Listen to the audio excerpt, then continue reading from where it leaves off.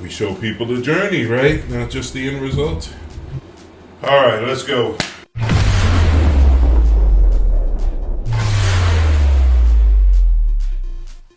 Alright guys, so I share a lot of general information with you on this channel. So basically I want to talk about some real hacks or whatever you want to call them. Basically I'm going to give you 3 tips to save and invest. First tip is to automate.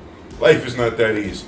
Bills happen, things happen. So therefore, anything I can use to help me when it comes to savings and investments, that's what I'm going to do. One thing that makes savings and investing a lot easier is to have it automated. That way you don't even see the money. The way I look at it is it makes it a lot easier if one, you don't see the money and it goes straight into your savings and investment accounts. It makes it painless for you. 2, you can't have it so accessible that it's easy to spend. It's very easy to take some money and dump it in your savings account, but it's also very easy to go into your savings account and spend that money. One app that I use to automate my savings is called Digit or digit.co. Put a link to them in the description below. But basically what Digit does is they go and they look at your financial situation on a daily basis and they just pull out a few dollars or a few pennies on a daily basis, drop it into a savings account for you that's totally separate. It's not quite as accessible as your normal accounts. It takes like 3-4 days to transfer back into your main account, but that's good. The longer it takes to take that money out, the more likely you are to save it. There are a lot of apps that'll do it. I just happen to use Digit. It works for me. So check them out. Link in the description below. Automating your savings, that's tip number 1. And number 2 would be to automate your investments. For this, I use an app called Stash Invest. Set it up to auto invest.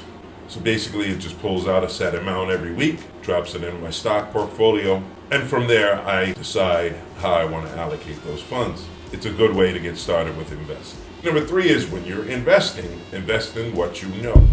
One thing I do with my manual investments is I invest very heavily in what's called index funds. There are a lot of index funds out there, Vanguard, Fidelity, Invesco. So basically what an index fund does is they take a group or a segment of companies in the stock market and they invest your money in those for you. Again, you can invest in index funds through apps like Stash or Robinhood, but basically they do all the work for you. So Vanguard, Fidelity, Invesco, they'll do the hard work of researching these companies or following the S&P 500, and you just invest in that fund.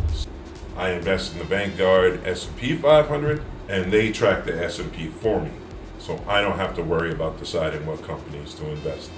Because they invest in those top 500 companies for me, I don't have to do all that homework. Aside from that, you want to go manual, invest in things that you buy, and things that you use, things that you own. If you want to buy a pair of Jordans or a pair of Nikes, invest in Nike. You shop a lot on Amazon, invest in Amazon.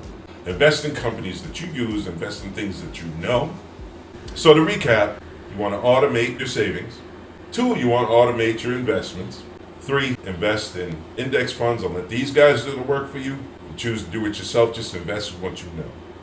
I know times are hard and they seem very scary right now, but that's why channels like mine are here to help you guys, right? To alleviate the fear, to help you get your financial independence. If you have any questions or anything, just leave them in the comments below. Those apps that I mentioned will be in the description below. Check them out, see if they work for you. New episodes every Monday and Friday. Like and subscribe. I will talk to you guys soon.